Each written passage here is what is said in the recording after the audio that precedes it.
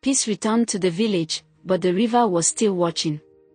The land grew healthy again. Crops grew tall. Children played without fear. People smiled and slept well at night. Everyone believed the curse was gone. But the river was not at peace.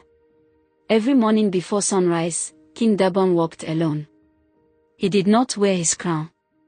He listened to the birds, the wind, and the land. Most of all, he listened to the river. The river still flowed, but it sounded different. It was quiet. Too quiet. Durban felt something was wrong.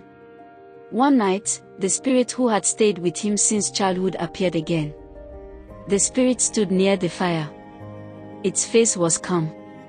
"You sit well on the throne," the spirit said. Durban shook his head. "Peace feels weak," he said. "Like it can break at any time." The spirit nodded. "The river brought you back," it said. "But every gift has a price, see." That night, Durban dreamed of the river rising, not in anger, but as if it was waiting. Soon, strange things began to happen. Fish disappeared from the river. The rain came less often. The ground near the water turned dry and white. Some people dreamed of voices calling from the river at night. Fear slowly returned. The elders met in secret. Some of them spoke against Durban. "He was not born a prince," they said. "The river may want him back." Durban heard their words, but he did not grow angry. Instead, he walked to the river alone. The day was clear. The water was calm. Durban knelt where he had disappeared as a child and placed his hand in the cold water. "Why are you calling me?" he asked. The river moved and spoke in a deep voice. "You were taken," it said. "You were returned. You were made king. But nothing was paid." Durban stood. "What do you want from me?" he asked. The river answered slowly. "Balance." That night, the spirit came again. "The river will not take gold," the spirit said. "It will not take lives without reason. It wants the truth." The next day, Durban called the elders and the people together. He told them everything about the forest, the spirits, and the river. The people were afraid. "What must we do?" one elder asked. Durban looked toward the river. "I must go back to where I was changed," he said.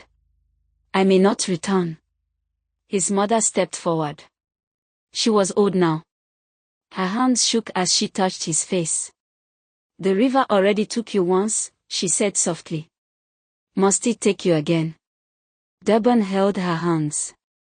"This time," he said, "I will go by choice." On the seventh day, Durban removed his crown and wore simple clothes. The people followed him to the river but stopped at the edge. The water was still. Durban stepped into the river. It did not pull him down. It opened. Below the water was another world. The spirits were there, the spirits of the forest and the ancestors of the land. The river spoke again. "You live between two worlds," it said. "Now choose one." Durban knelt. "I choose my people," he said. "Take what you must, but leave them in peace." The spirits moved closer. They did not take his life. They took his power. The strength that made him different faded away. His body felt weak. His breath grew heavy. For the first time, Durban felt like an ordinary man. The river grew calm. "You will rule without our power," it said. "You will grow old like others. Balance is restored." Durban fell into sleep. When he woke, he was lying on the riverbank. The sun was rising. The people were there. His mother cried when she saw him alive. That day, rain returned. Fish filled the river again. The land healed. Durban ruled for many years. He ruled with kindness and wisdom, not magic or fear. He listened to his people and protected them. When he died, he did not disappear into legend again. But the river never took another child. And the people remembered Durban not only as a king chosen by spirits, but as a king who gave up his power so others could live in peace.